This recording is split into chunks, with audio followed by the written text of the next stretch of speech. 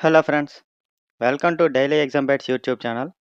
మనం ఈరోజు March 26 current affairs గురించి మాట్లాడుకుందాం. చాలా మంచి క్వశ్చన్స్ ఉన్నాయి. వీడియో లాస్ట్ వరకు చూడండి. ఫస్ట్ క్వశ్చన్, నాసా యొక్క ఆర్టిమిస్ 2 మిషన్ ఏ ముఖ్యమైన ఘట్టాన్ని సూచిస్తుంది? కరెక్ట్ ఆన్సర్ చూసుకుంటే ఆప్షన్ సి, 50 సంవత్సరాల తర్వాత లో ఎర్త్ ఆర్బిట్ దాటిన మొదటి మానవ మిషన్ అండి. నాసా ఏప్రిల్ 1, 2026న ఆర్టిమిస్ 2 మిషన్ ప్రయోగించనుందండి. ఈ మిషన్‌లో నలుగురు వ్యోమగాములు 10 రోజుల పాటు చంద్రుడి చుట్టూ ప్రయాణిస్తారండి. ఈ ప్రయోగం ఫ్లోరిడాలోని కెనడీ స్పేస్ సెంటర్‌లో లాంచ్ కాంప్లెక్స్ 39బి నుండి జరుగుతుందండి. సో, మన క్వెషన్ ఏంటంటే, నాసా యొక్క ఆ పేరు ఆర్టెమిస్ 2 మిషన్ ఏ ముఖ్యమైన ఘట్టాన్ని సూచిస్తుంది అంటే కరెక్ట్ ఆన్సర్ ఆప్షన్ సి, 50+ సంవత్సరాల తర్వాత లో ఎర్త్ ఆర్బిట్ దాటి మొదటి మానవ మిషన్ అండి ఇది. అయితే ఇది ఎప్పుడు లాంచ్ చేస్తున్నారంటే ఏప్రిల్ 1న ఈ ఆర్టెమిస్ 2 అనేది ప్రయోగించనున్నారండి. అయితే మొత్తం ఎంతమంది వెళ్తున్నారండి ఈ మిషన్‌లో అంటే నలుగురు వ్యోమగాములు 10 రోజుల పాటు చంద్రుని చుట్టూ ప్రయాణిస్తారండి. ఈ ప్రయోగం ఎక్కడి నుండి జరుగుతుంది అంటే ఫ్లోరిడాలోని Kennedy space center launch complex 39బి నుండి జరుగుతుందండి. ఓకేనా? Next question. ఇటీవల రింకు సింగ్‌ను రీజనల్ స్పోర్ట్స్ ఆఫీసర్‌గా ఏ రాష్ట్ర ప్రభుత్వం నియమించింది? కరెక్ట్ ఆన్సర్ చూసుకుంటే ఆప్షన్ డి, ఉత్తరప్రదేశ్ అండి. రీజనల్ స్పోర్ట్స్ ఆఫీసర్ ఒక క్లాస్ 2 గెజిటెడ్ ఆఫీసర్ అండి ఇది. ఈ పోస్ట్ క్రీడా కార్యకలాపాలను ప్రోత్సహించడం, స్టేడియంలను పర్యవేక్షించడం మరియు కొత్త ప్రతిభను వెలికితీయడం వంటి బాధ్యతలను కలిగి ఉంటుందండి. రింకు సింగ్ గారు కోల్కతా నైట్ రైడర్స్ జట్టుకు వైస్ కెప్టెన్‌గా కూడా నియమితులయ్యారండి. తెలుసు కదా మీకు, ఇతను కేకేఆర్ తరఫున ఆడుతున్నాడు. ప్రెజెంట్ వైస్ కెప్టెన్‌గా కూడా నియమితులయ్యారు. సో, మన క్వెషన్ ఏంటంటే, ఇటీవల రింకు సింగ్‌ను రీజనల్ స్పోర్ట్స్ ఆఫీసర్‌గా ఏ రాష్ట్ర ప్రభుత్వం నియమించింది అంటే correct answer option D, Uttar Pradesh అండి. రీజనల్ స్పోర్ట్స్ ఆఫీసర్ ఒక క్లాస్ 2 గెజిటెడ్ ఆఫీసర్ అండి ఇది. ఈ పోస్టు క్రీడా కార్యకలాపాలను ప్రోత్సహించడం, స్టేడియంలను పర్యవేక్షించడం మరియు కొత్త ప్రతిభను వెలికి తీయడం వంటి బాధ్యతలు కలిగి ఉంటుందండి. రింకు సింగ్ గారు కోల్కతా నైట్ రైడర్స్ జట్టుకు వైస్ కెప్టెన్ కూడా నియమితులయ్యారు. ఓకేనా? Next question. 7 అగ్నిపర్వత శిఖరాలను వేగంగా అధిరోహించినందుకు గిన్నిస్ ప్రపంచ రికార్డును నెలకొల్పింది ఎవరు? కరెక్ట్ ఆన్సర్ చూసుకుంటే ఆప్షన్ డి, భూపతిరాజు అన్మీష్ వర్మ అండి. భూపతిరాజు అన్మీష్ వర్మ గారు విశాఖపట్నం చెందిన మౌంటైనర్ అండి. ఆయన ఈ కఠినమైన ప్రయాణాన్ని కేవలం 92 రోజులు 4 గంటల 45 నిమిషాల్లో పూర్తి చేశారండి. ఆయన ప్రయాణం రష్యాలోని మౌంట్ ఎల్బ్రస్‌తో ప్రారంభమై అంటార్కిటికాలోని మౌంట్ సిడ్లీతో ముగిసిందండి. సో, గుర్తుంచుకోవాలి. మొత్తం ఎన్నండి? 7 అగ్నిపర్వత శిఖరాలను వేగంగా అధిరోహించినందుకు గిన్నిస్ ప్రపంచ రికార్డును నెలకొల్పింది ఎవరు అంటే correct answer option D, Bhupathiraju Anmeesh Varma అండి. ఎక్కడికి చెందినవారంటే ఈయన విశాఖపట్నంకి చెందిన మౌంటైనర్ అండి. ఈయన ఈ కఠినమైన ప్రయాణాన్ని కేవలం 92 రోజులు 4 గంటల 45 నిమిషాల్లో పూర్తి చేశారండి. ఈయన ప్రయాణం రష్యాలోని మౌంట్ ఎల్బ్రస్ నుండి ప్రారంభమై అంటార్కిటికాలోని మౌంట్ సిడ్లీతో ముగిసిందండి. ఓకేనా? Next question. ఇరాన్ ఘర్షణ కారణంగా ఇంధన కొరత వల్ల ఎనర్జీ ఎమర్జెన్సీ ప్రకటించిన దేశం ఏది? కరెక్ట్ ఆన్సర్ చూసుకుంటే ఆప్షన్ డి, ఫిలిప్పీన్స్ అండి. ఫిలిప్పీన్స్ అధ్యక్షుడు ఎవరండి? ఫెర్డినాండ్ మార్కాస్ జూనియర్ అండి. ఈ ఎనర్జీ ఎమర్జెన్సీని ఈయన ప్రకటించారండి. కారణం ఏంటంటే ఇరాన్ ఘర్షణ కారణంగా ఇంధన సరఫరా అంతరాయం ఏర్పడిందండి. ఈ ఫిలిప్పీన్స్ దేశం మిడిల్ ఈస్ట్ ఆయిల్ దిగుమతులపై ఎక్కువగా ఆధారపడుతుందండి. అందుకు ఇప్పుడు ఈ సంక్షోభం ప్రకటించారు. సో, మన క్వెషన్ ఏంటంటే, ఇరాన్ ఘర్షణ కారణంగా ఇంధన కొరత వల్ల ఎనర్జీ ఎమర్జెన్సీ ప్రకటించిన దేశం ఏదంటే ఫిలిప్పీన్స్ అండి. ఫిలిప్పీన్స్ అధ్యక్షుడు ఎవరండి? ఫెర్డినాండ్ మార్కోస్ జూనియర్ అండి. ఇరాన్ ఘర్షణ కారణంగా ఇంధన సరఫరా అంతరాయం ఏర్పడింది. ఫిలిప్పీన్స్ దేశం మిడిల్ ఈస్ట్ ఆయిల్ దిగుమతులపై ఎక్కువ ఆధారపడుతుందండి. ఓకేనా? Next question. హర పార్వతి కథ నవలకు సరస్వతి సమ్మాన్ 2025 అవార్డు ఎవరికి లభించింది? కరెక్ట్ ఆన్సర్ చూసుకుంటే ఆప్షన్ బి, రామ్ కుమార్ ముఖోపాధ్యాయ అండి. ఈ అవార్డ్ 2025లో 35వ ఎడిషన్‌గా ప్రదానం చేయబడిందండి. ఇది భారతీయ భాషల్లో ఉన్న ఉత్తమ సాహిత్య కృతులకు ప్రతి సంవత్సరం ఇస్తారండి. ఈ అవార్డ్ కేకే బిర్లా ఫౌండేషన్ 1991లో ప్రారంభించబడింది. ఈ అవార్డుకు 15,00,000 నగదు బహుమతి ఉంటుందండి. సో, మన క్వెషన్ ఏంటంటే, ఈ నవల పేరు కూడా గుర్తుంచుకోవాలండి. 'హర పార్బతి కథ' నవలకు సరస్వతి సమ్మాన్ 2025 అవార్డు ఎవరికి లభించింది అంటే, correct answer option B Ram Kumar Mukhopadhyay. ఇది ఎన్నవ ఎడిషన్ అండి? 35వ ఎడిషన్. ఇది భారతీయ భాషల్లో ఉన్న ఉత్తమ సాహిత్య కృతులకు ప్రతి సంవత్సరం ఇస్తారండి. అయితే ఈ అవార్డును ఎవరు ఎప్పుడు ప్రారంభించారు అంటే, కేకే బిర్లా ఫౌండేషన్ 1991లో ప్రారంభించిందండి. ఈ అవార్డుకు నగదు బహుమతి ఎంత ఉంటుందండి? 15,00,000 ఉంటుందండి. ఓకేనా? Next question. బక్సర్ మరియు భోజ్పూర్‌లో 1058 కోట్ల ప్రాజెక్టులు ఏ యాత్రలో ప్రారంభించబడ్డాయి? కరెక్ట్ ఆన్సర్ చూసుకుంటే ఆప్షన్ సి సమృద్ధి యాత్ర అండి. ఈ సమృద్ధి యాత్రను బీహార్ ముఖ్యమంత్రి నితీష్ కుమార్ ప్రారంభించారండి. ఈ యాత్ర ద్వారా బీహార్ రాష్ట్రంలో ప్రాంతీయ అభివృద్ధిని పెంచడం లక్ష్యం అండి. బక్సర్ మరియు భోజ్పూర్ జిల్లాల్లో ఈ ప్రాజెక్టులు ప్రారంభించబడ్డాయండి. ఇది ముఖ్యంగా అభివృద్ధి మరియు మౌలిక వసతులపై దృష్టి పెడుతుందండి.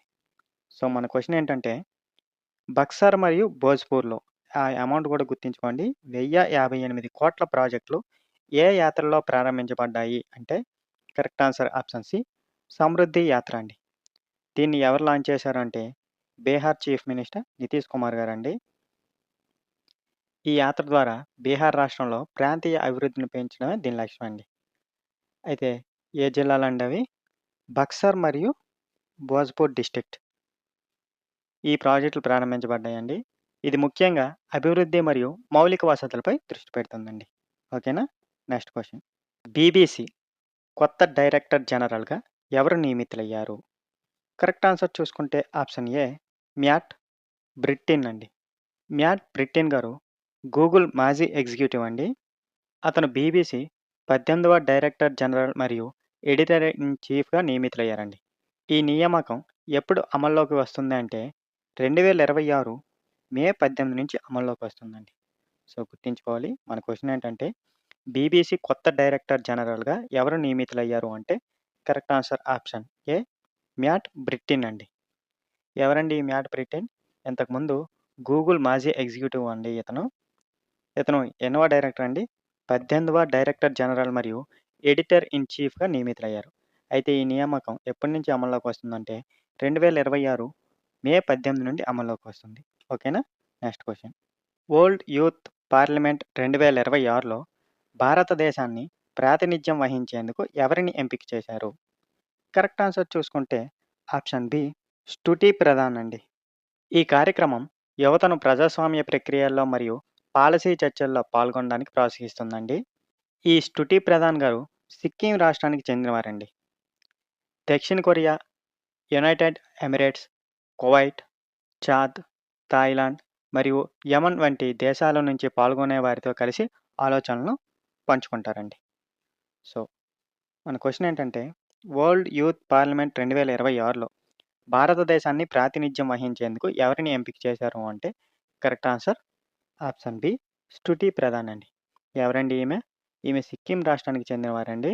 ఈ కార్యక్రమం యువతను ప్రజాస్వామ్య ప్రక్రియల్లో మరియు పాలసీ చర్చల్లో పాల్గొనడానికి ప్రోత్సహిస్తుంది. అయితే ఏ ఏ దేశాలతో ఈ ఆలోచనలు పంచుకుంటారు అంటే, దక్షిణ కొరియా, యూఏఈ అంటే United Arab Emirates, Kuwait, Chad, Thailand మరియు యెమెన్ వంటి దేశాల నుంచి పాల్గొనే వారితో కలిసి ఈ ఆలోచనలు పంచుకుంటారండి. ఓకేనా? Next question. ఇటీవల వార్తల్లో కనిపించిన ఆకాశ 300 అంటే ఏమిటి? కరెక్ట్ ఆన్సర్ చూసుకుంటే ఆప్షన్ ఏ ఇది ఒక అధిక ఉష్ణోగ్రత 3D ప్రింటర్ అండి. ఆకాశ 300 ఒక high temperature multi material extrusion 3D printer అండి. ఇది కేరళ స్టార్టప్ అభివృద్ధి చేసి ఇస్రోకి అందించిందండి. ఇది పరిశోధన మరియు పరిశ్రమల అవసరాలకు ఉపయోగపడుతుందండి. దీని ఉపయోగం దీర్ఘకాలిక మిషన్స్ మరియు డీప్ స్పేస్ అన్వేషణలో ఉంటుందండి. సో, మన క్వెషన్ ఏంటంటే, ఇటీవల వార్తల్లో కనిపించిన దీని పేరు గుర్తుంచుకోండి. ఆకాశ్ 300 అంటే ఏమిటంటే, ఇది ఒక అధిక ఉష్ణోగ్రత 3D ప్రింటర్ అండి. ఈ ఆకాశ 300 ఒక high temperature multi material extrusion 3D printer అండి. ఇది ఎవరు అభివృద్ధి చేశారు అంటే, కేరళ స్టార్టప్ అభివృద్ధి చేసి ఇస్రోకి అందించిందండి. ఇది పరిశోధన మరియు పరిశ్రమల అవసరాలకు ఉపయోగపడుతుంది. దీని ఉపయోగం దీర్ఘకాలిక మిషన్స్ మరియు డీప్ స్పేస్ అన్వేషణలో ఉంటుందండి. ఓకేనా? Next question. భారత వృద్ధిని ముందుకు తీసుకువెళ్ళడానికి ఓపెన్ ఏఐ ఏపీఏసీ చీఫ్‌గా ఎవరు నియమితులయ్యారు? ఏపీఏసీ అంటే ఫుల్ ఫామ్ ఏషియా పసిఫిక్ ప్రాంతం అండి. ఓకేనా? ఏషియన్ పసిఫిక్ రీజియన్ అని అర్థం. అయితే కరెక్ట్ ఆన్సర్ చూసుకుంటే ఆప్షన్ సి కిరణ్ మణి అండి.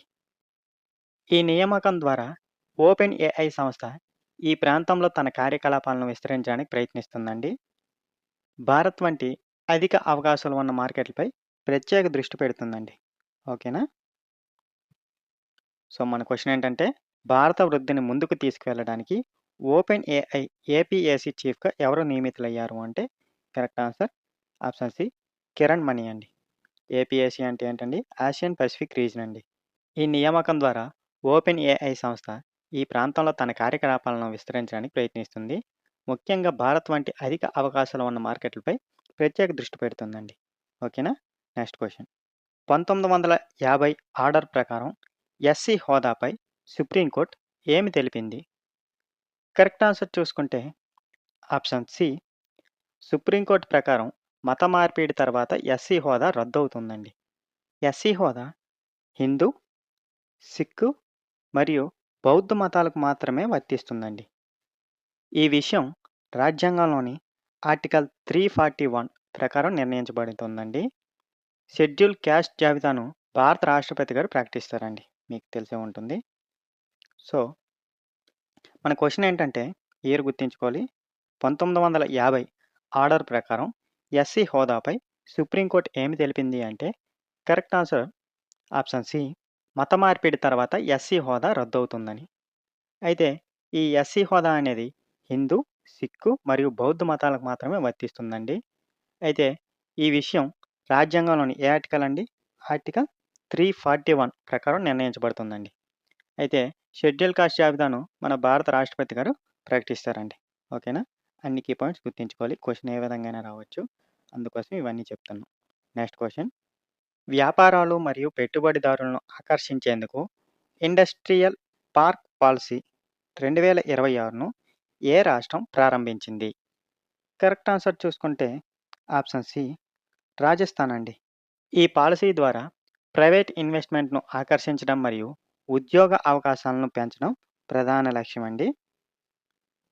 ప్రతి ఇండస్ట్రియల్ పార్క్ కనీసం 50 ఎకరాల విస్తీర్ణం ఉండాలండి. ఒక్కో పార్క్‌లో కనీసం 10 పరిశ్రమలు ఉండాలండి.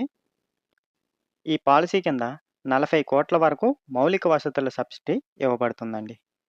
సో, మన క్వెషన్ ఏంటంటే వ్యాపారాలు మరియు పెట్టుబడిదారులను ఆకర్షించేందుకు ఇండస్ట్రియల్ పార్క్ పాలసీ 2026ను ఏ రాష్ట్రం ప్రారంభించింది అంటే correct answer option C Rajasthan అండి. ఈ పాలసీ ద్వారా ప్రైవేట్ ఇన్వెస్ట్మెంట్‌ని ఆకర్షించడం మరియు ఉద్యోగ అవకాశాలను పెంచడమే ప్రధాన లక్ష్యం అండి. అయితే ఈ ప్రతి ఇండస్ట్రియల్ పార్క్ కనీసం ఎన్ని ఎకరాల్లో ఉండాలంటే 50 ఎకరాల విస్తీర్ణం ఉండాలి. ఒక్కో పార్కులో కనీసం ఎన్నండి 10 పరిశ్రమలు ఉండాలండి. ఈ పాలసీ కింద 40 కోట్ల వరకు మౌలిక వసతుల సబ్సిడీ ఇవ్వబడుతుందండి. ఓకేనా? Next question. Quiz of the day అండి. మనం ఆల్రెడీ ఈ క్వెషన్ గురించి డిస్కస్ చేసాం. ఆన్సర్ తెలిస్తే కామెంట్స్ రూపంలో చెప్పండి. హర పార్వతి కథ నవలకు సరస్వతి సమ్మాన్ 2025 అవార్డు ఎవరికి లభించింది? కరెక్ట్ ఆన్సర్‌ని కామెంట్ రూపంలో చెప్పండి. ఈ వీడియో మీకు ఉపయోగపడితే లైక్ చేయండి.